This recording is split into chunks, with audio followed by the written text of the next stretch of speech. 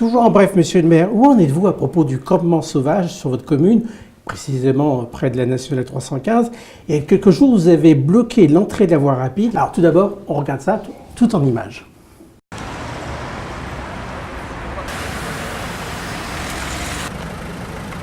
On voit vous bloquer l'entrée,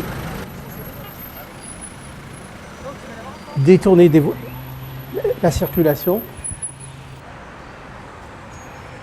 Alors, même si on le devine... Vous êtes arrivé un peu tard parce qu'on a commencé, il faisait nuit. Oui, il faisait nuit, mais pour les images, c'est bien que ça soit en plein jour. Alors, même si on le devine, est-ce que vous pouvez nous dire pourquoi ce blocage?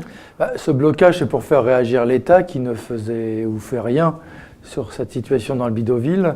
C'est-à-dire qu'ils ont mis 3 mois à comprendre qu'une route nationale appartenait à l'État, alors que tout le monde le sait, 1 mois à faire un référé au tribunal, et ils avaient, à la date du blocage, toujours pas fait de recensement social des familles, parce que pour reloger les personnes, il faut savoir qui est présent, qui est là, quelles sont les situations sociales, puisqu'on souhaite qu'il y ait un relogement digne. Vous l'aviez déjà interpellé? Et donc j'avais interpellé par courrier, par des réunions, par téléphone.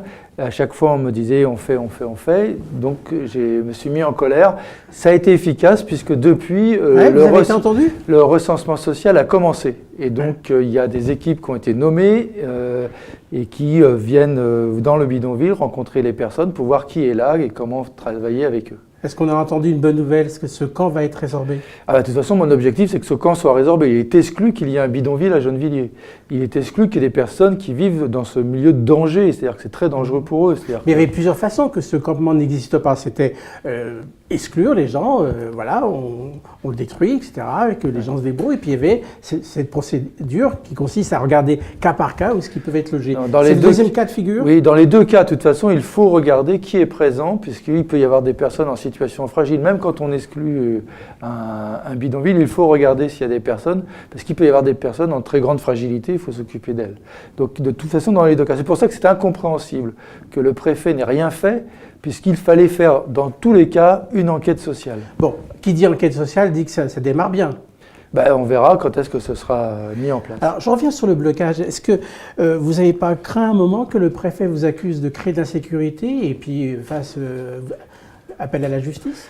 Forcément, monsieur le préfet. Passer au tribunal administratif. Monsieur le préfet n'était pas d'accord avec ma mesure, il me l'a dit. Les forces de l'ordre ont été très correctes avec nous et je les en remercie. Et de notre côté, nous avons tout fait pour assurer la sécurité et de nous qui bloquions, mais aussi des automobilistes, puisque nous avions mis des panneaux de signalisation pour ralentir. Et ce n'était pas une coupure, c'était une déviation. Alors, Grégoire dit sur Facebook, qui vous félicite par ailleurs, mais allons à la question, demande également pourquoi c'est aux automobilistes de payer l'inefficacité de l'État. Qu'est-ce que vous répondez à Grégoire? Non, il a raison de s'interroger sur cette question-là. Alors il faut qu'il sache, ce monsieur, que j'ai beaucoup d'automobilistes qui m'ont accusé de ne rien faire. Que régulièrement, les gens, et à juste titre, les gens qui passaient disaient « ce camp reste là, c'est indigne, il faut faire quelque chose que fait la mairie ». Donc on leur a proposé d'agir avec nous. D'ailleurs, on a distribué un tract pour qu'ils appellent la préfecture. Aussi vous avez donné le numéro de téléphone le numéro de la préfecture. Et de telle sorte qu'il y a eu pas mal d'appels. J'étais obligé même d'envoyer un petit bouquet de fleurs pour m'excuser auprès des standardistes. Bon, si le dossier n'avance pas, parce que vous avez dit que... ouverture du dossier social, ça ne veut pas dire que ça se règle. Vous avez dit vous-même, on verra.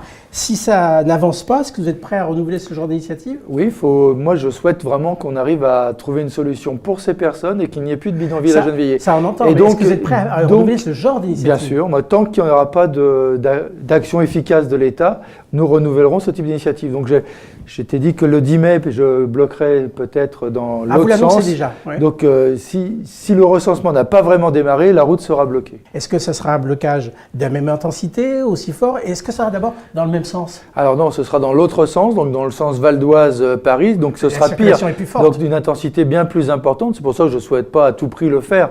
Si le recensement social est fait, nous ne bloquerons pas la 15. Si le recensement a lieu, nous attendrons. Par contre, si fin juin, il n'y a aucune avancée dans ce dossier en plus de recensement, nous rebloquerons à nouveau. Alors, peut-être que je n'ai pas compris, mais vous m'avez dit que ce recensement commençait. Ils ont fait les équipes, mais j'ai encore vu personne sur le terrain. Vous attendez que moi, je veux des gens sur le terrain. Oui, je vais être sûr que ce ne soit pas l'annonce d'une commission qui aura lieu dans plusieurs mois. Il faut que le recensement ait lieu maintenant. Alors, dès que le recensement commence, vous arrêtez ces genres d'initiatives et vous êtes confiant? Je pense qu'il faudra bien qu'on y arrive, que ce préfet agisse un peu sur ce secteur. Monsieur le maire, très rapidement, on fait le point aussi à propos du non-remplacement des enseignants absents à Gennevilliers. On en a déjà parlé, je vous pose très rapidement la question, est-ce que ça s'améliore ou est-ce que ça s'aggrave? Non, ça s'aggrave puisqu'il y a une situation, ça manque de remplaçants pour intervenir dans toutes nos écoles. J'ai même prévenu avec les parents, c'est surtout d'ailleurs les parents qui proposent de ne pas arrêter les initiatives. Donc on avait une initiative avant les élections et a priori il y a une initiative qui se prépare sur après les élections. Dès que le ministre de l'Éducation nationale est nommé, certainement qu'on ira avec les parents lui dire les problèmes que l'on rencontre pour pas que ça se reproduise en fin d'année, mais surtout l'année prochaine, puisqu'on en est là maintenant. On arrête là, on se retrouve dans 3 semaines, toujours en bref, monsieur le maire.